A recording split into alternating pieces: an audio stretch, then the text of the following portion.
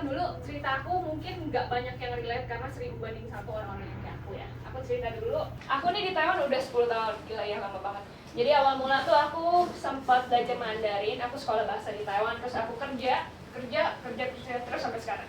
Bedanya, aku pernah blue collar, aku juga pernah white collar.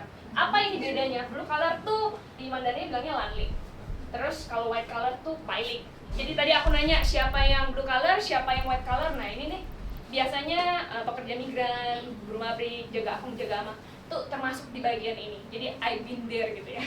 Terus aku sempat naik kelas jadi piling, jadi pekerja profesional yang gaji aku disetarakan dengan lulusan S1. Wow, jarang banget 1000 orang banding 1. Aku kasih tahu bedanya ya. Lanling ini kalau aku nyari kerja cuma dikasih 2 bulan. Sedangkan piling ini 2 tahun. Beda banget kan? Jadi kalian mikir nggak mau kuliah?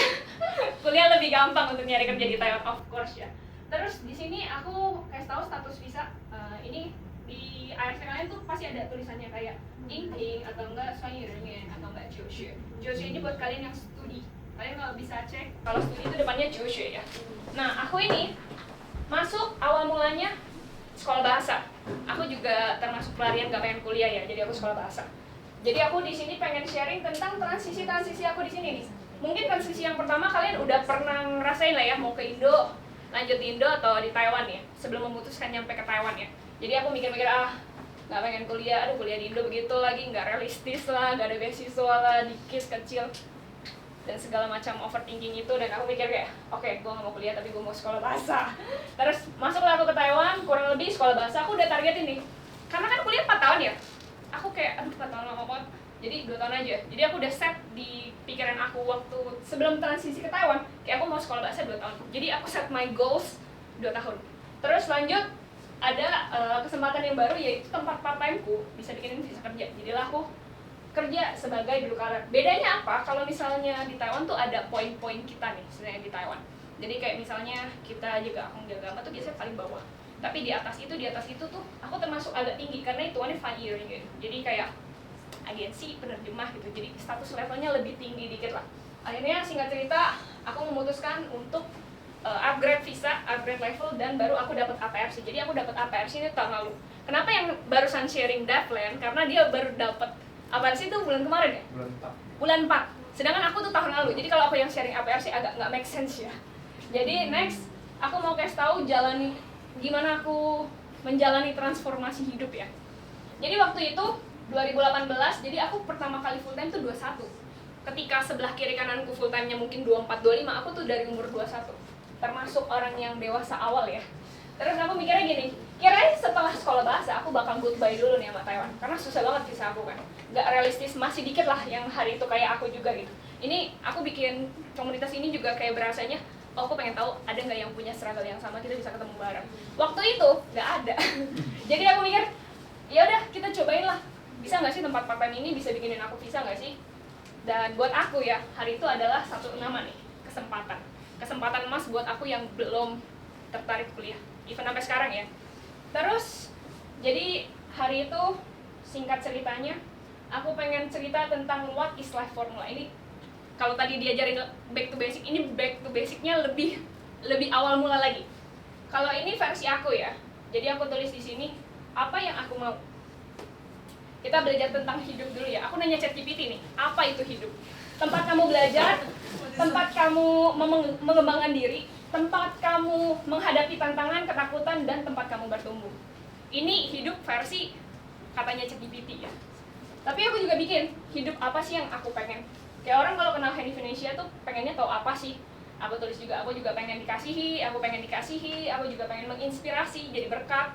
Terus juga aku forgive. Nah ini forgive, kenapa aku forgive? Karena menurut aku ya, memaafkan itu nggak cuma kita maafin orang lain. Wis jadi terang lagi nih.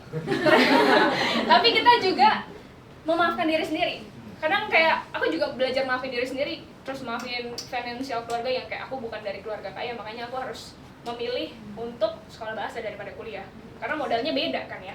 Terus tentang enjoy, ada juga yang bilang enjoy itu work life balance ya, tapi buat aku work life holiday.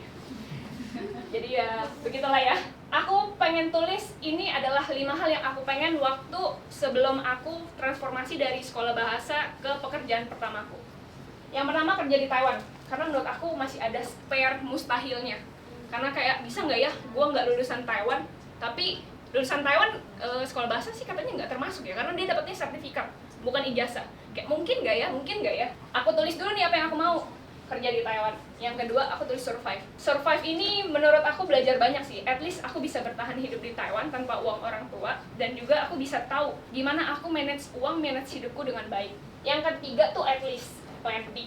Nah at least ini, jadi kan aku sambil sekolah bahasa kan membiayai hidup sendiri ya. Udah hidup mandiri aku dari umur 18. Jadi aku termasuk orang yang suka coba part time A, part time B, part time C, wah banyak banget lah. Jadi aku pernah kerja restoran, agensi, bagi brosur yang sehari dibayar, bagi-bagi tisu kalau orang lagi kampanye. Nah aku pernah. Jadi aku tahu at least di sini tuh kayak aku pengen kerja aku ini, tapi yang penting enggak ini. Karena aku udah tahu aku nggak sukanya apa. Jadi aku tulis at least-nya aku nggak ini. Terus yang keempat, tambahan lagi, aku juga pernah kerja di restoran, di luar pernah, di belakang pernah, jadi pincang pernah. Jadi aku kayak udah tahu, wah gue kalau kerja kayak nggak mau lama-lama di sini. Jadi kayak udah ada bayangan kayak at least gue nggak di sini gitu. Terus yang keempat, bawa pulang pengalaman. Karena kalau kerja di Taiwan, ya pengalamannya pengalaman Taiwan dong. Workaholic-nya orang Taiwan gitu ya. Terus yang kelima, pulang jangan bawa hutang. Jadi di sini tuh ada dua perspektif. Yang pertama itu dompetmu ada isi. Yang kedua, jangan bawa hutang ini. Kalau diganti atau lawan katanya versi aku adalah pulang bawa berkat. Atau enggak, aku pulang udah dapet something, misalnya pencapaian atau enggak nama baik. At least aku udah misalnya bawa nama Indonesia yang jadi represent Indonesia lah. Kayak atau enggak, aku pulang kayak orang tahu, oh Henny tuh orangnya kayak gini, kerja di Taiwan, pernah jadi ini gitu. Jadi ada something yang aku udah kebayang apa yang aku mau. Balik ke yang aku mau, kenapa aku tulis 5? Karena kalau lebih dari 5, kamu bakal OVT-nya banyak. Kalau misalnya 5 ini dalam menentukan pekerjaan pertamaku, oh 5 ini masih masuk nih, oke lah, why not to try gitu ya. Apalagi kalau misalnya aku tulis lebih dari 5, kalau misalnya perusahaannya cuman kasih 4, kalau perusahaan kasih 3, apakah aku deal dengan perusahaan ini? Sekarang aku mau next to tarik benang merahnya, formula dari aku. Yang pertama adalah sesuai dengan tujuan kamu. Kayak itu mendekatkan kamu dengan impian, karir, relasi, atau kesempatan yang lebih lagi. Pekerjaan pertamaku tuh sebenarnya pekerjaan sejuta umat yang menurut aku semua orang bisa. Jadi pekerjaanku tuh customer service. Jadi kerjanya adalah, halo mbak, ada yang bisa kami bantu, kurang lebih kayak gitu lah. Tapi menurut aku juga sesuai dengan tujuan. Kenapa? Karena aku suka bantu orang. Apalagi bantuin, itu tuh perusahaan remitansi ya. Jadi aku bantuin orang dari nggak bisa kirim uang, jadi bisa kirim uang. Jadi ada termasuk salah satu dengan yang kayak sama tujuan aku, oke sih. Terus yang kedua, ada rasa takut. Kenapa aku berani bilang ada rasa takut? Karena waktu sekolah tuh, ya udah monoton. Tapi ketika kita mau kerja, pasti ada challenge yang berbeda dong. Jadi aku tulis di sini ada rasa takut, ada deg-degan, karena itu kayak kesempatan, tapi juga keluar dari zona nyaman. Yang ketiga, aku tulis di sini ada pintu terbuka. Sejujurnya waktu ini tuh termasuk dibilang nyari enggak, dibilang galau enggak, tapi juga bisa ada iya. Tapi kan aku awal mulanya mau ke Taiwan tuh udah set nih, 2 tahun deh pokoknya gue mau sekolah bahasa di Taiwan. Pas udah 2 tahun, deg-degannya itu datang lagi, wah gue mau ngapain lagi ya 2 tahun lagi ya. Pas banget tempat part time aku, dia nanya, mau full time nggak di sini, nggak usah sekolah lagi, lu juga nggak usah pulang dengan pekerjaan yang sama, dengan tanggung jawab ya mungkin beda ya. Aku mikir-mikir, oke, tiba-tiba kayak pas aja gitu timingnya terbuka. Terus yang keempat, aku bisa bilang kayak aku bisa belajar dan naik level. Dari itu pengalaman, skill, relasi, customer service kedengarannya gampang sih. Dan tiap hari ngomongnya sama, halo mbak, ada yang bisa kami bantu, kendalanya di mana. Ngomong itu 100 kali dengan orang yang berbeda itu beda banget. Hari pertama aku bilang ada yang bisa kami bantu, hari kedua kenapa mbak? Terus di tempat masih nggak bisa mbak. Ada rasa-rasa kayak gitu ya. Tapi belajar jadi sabar, belajar jadi kayak lebih memahami mbak nggak bisanya di mana. Kayak lebih, kamu ngomong 1 kali sama ngomong 100 kali beda sih. Karena ya itulah pengalaman yang didapat ya. Terus yang kelima adalah tidak bertentangan dengan nilai kamu. Jadi pekerjaan kamu menurut aku harus yang tidak bertentangan dengan hidup ya. Nilainya atau value-nya kamu. Di sini aku tulis tidak ngorbanin prinsip, nama baik, kesehatan mental atau iman. Ataupun aku mikirnya gini, apa ruginya? Gampang banget ya. Aku tiap kali kerja sama, terus belakangan kayak banyak penawaran kerja sama, kayak aku selalu mikir apa ruginya? Kalau nggak ada, ya kan apakah ini worth untuk dicoba? Nah, aku balik ke poin 5 ya. Jadi kalau kalian perhatiin nanti di belakang aku tuh ada bilang kerjaan aku selanjutnya. Tapi yang di nomor 5 adalah karena aku set dari awal, aku tuh gak pengen hari Minggu kerja. Apapun yang terjadi hari Minggu gak mau kerja. Dan semua pekerjaan aku yang di belakang itu nilainya sama, yaitu aku gak ngorbanin hari Minggu aku untuk kerja. Jadi penting juga tahu kamu pengen hidup seperti apa, terus ditarik garis dengan benang-benang merah ini. Sampai aku bilang kayak kesempatan itu biasanya nggak mudah, nggak selalu mudah, tapi bisa bikin kamu ke yang lebih baik. Next ya, ini CV aku waktu dari blue collar ke white collar. Di yang pertama itu, event Liho yang pertama tuh aku ada sempat sharing tentang gimana aku mengubah hobi jadi karir. Yaitu weekend aku pakai buat belajar ngonten. Dan momentumnya itu di sini. Jadi di sini kita kena yang namanya corona. Aku adalah Gen Z yang survive nih, masih bertahan di situ, nggak di PHK, masih kerja, dan aku bikin CV. Kalau singkat cerita, aku di sini 6 tahun, lumayan lama ya, karena 3 tahun finish kontrak. Habis itu ketemu corona. Terus aku bilang boleh nggak 2 tahun? Terus bos gue bilang 3 tahun deh ya. Ya udah 6 tahun plus part time 7 tahun aku. Tapi yang membedakan perjalanan hidup aku adalah waktu aku pulang kerja, aku tuh suka ngonten. Jadi aku belajar ngedit video lah, short video lah, semuanya lah pokoknya. Ngide lah, editing lah, segala macamnya tuh waktu after aku pulang. Customer service pulangnya jadi editor.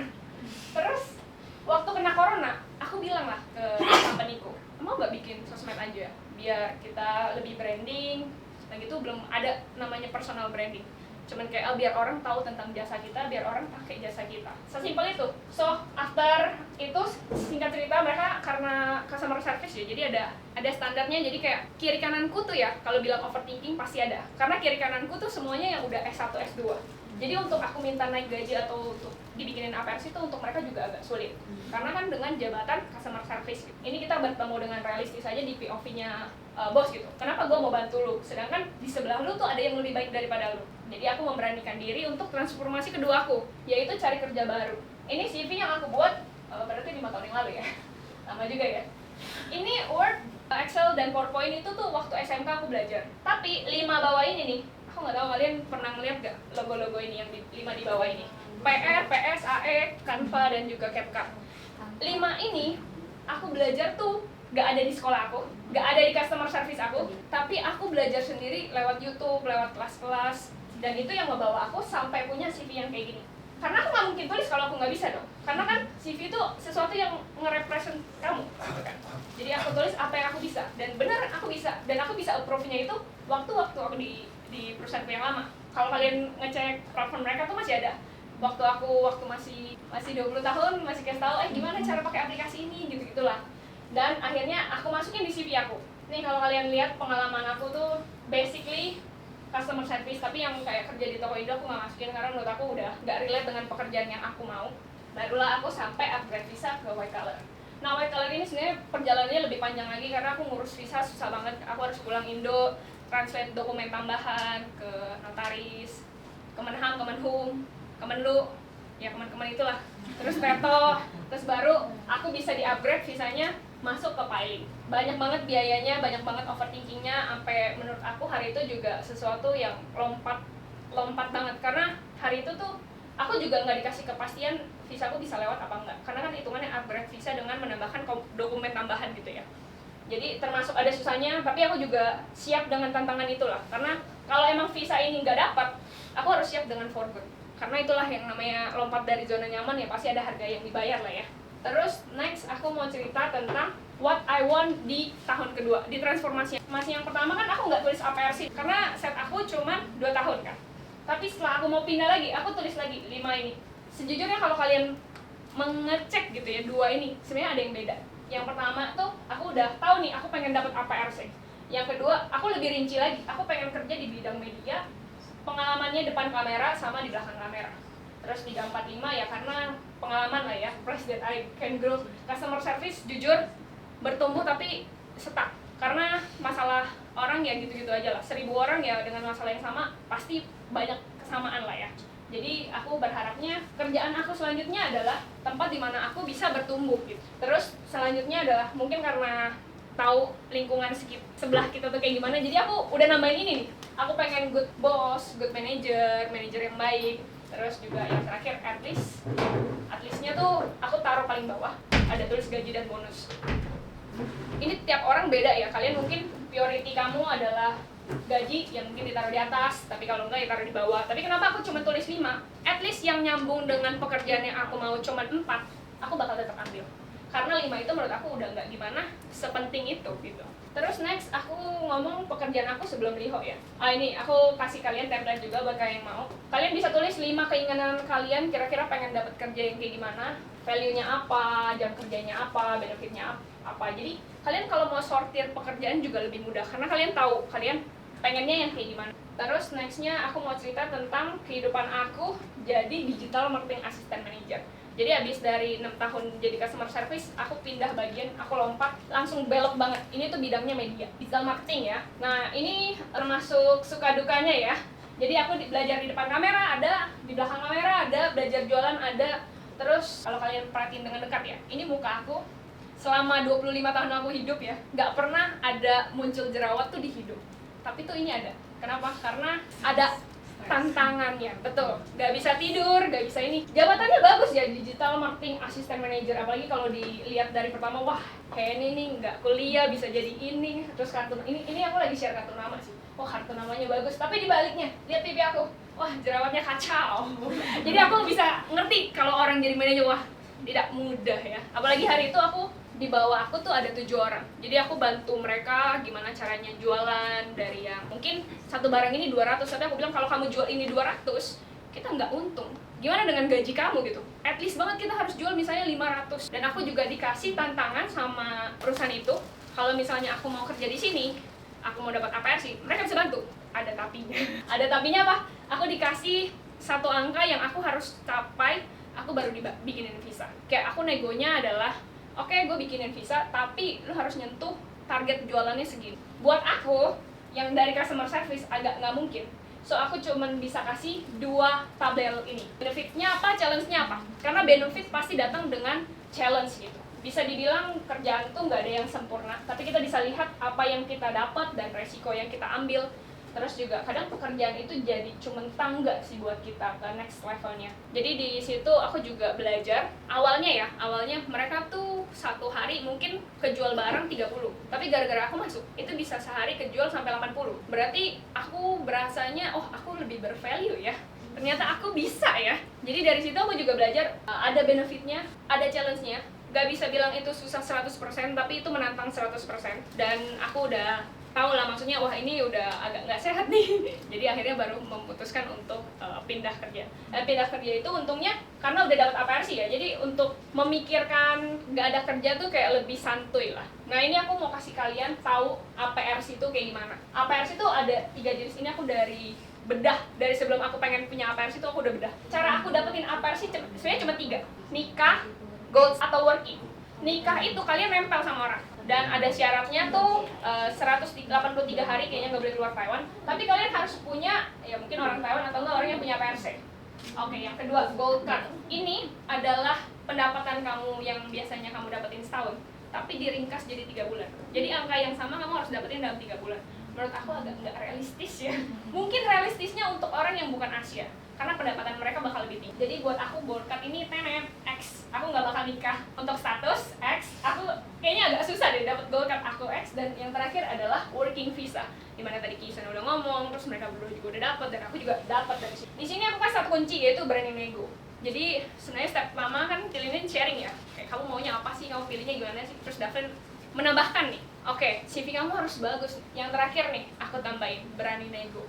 Berani nego apa? Pas waktu kalian interview. Pas kalian interview, kalian udah tahu nih maunya apa, kedepannya kayak gimana, jenjang karirnya kayak gimana, udah nego. Bilang aku pengen punya apa sih, bisa nggak bantu? Oke. Kamu punya pengalaman yang dia butuhin, kayak misalnya, kan aku udah berkonten dari aku datang Taiwan ya. Jadi dia tahu aku udah bisa bikin video, aku bisa bikin scripting, video, segala macam. Dan dia lihat kinerja aku juga, bisa lah, aku kerjaan ini tuh aku sanggup lah gitu ya. Akhirnya aku nego lah, deal-dealan di awal. Boleh nggak bikinin APRC? Oke lah, aku usahakan banget untuk capai target itu. Meskipun dalam hatiku, bisa nggak ya? Kayak nggak pernah jualan nih, customer service ke media agak belok banget ya. Bisa nggak ya? Ya udah, nekat, gas aja. Nego udah kuat, di sini quotes terakhir dari aku ya. Kuatkan dan teguhkan hatimu. Kenapa? Karena takut itu, menurut aku semua orang takut sih. Namanya keluar dari zona nyaman, nggak cuma aku, nggak cuma kamu, kayak semua orang mungkin ngalamin sih. So, ending quotes dari aku ya, kuatkan dan teguhkan hatimu sambil jalan. Terus ini mungkin quotes dari sharing aku ya. Terima kasih buat kalian yang udah datang untuk enjoy acara ini. Semoga next chapter dari kalian tuh kita bisa bareng-bareng. Sekian. Keren perjalanannya. Wah, banyak air mata. Kamu suka konten kami? Yuk, subscribe dan follow Liho TV.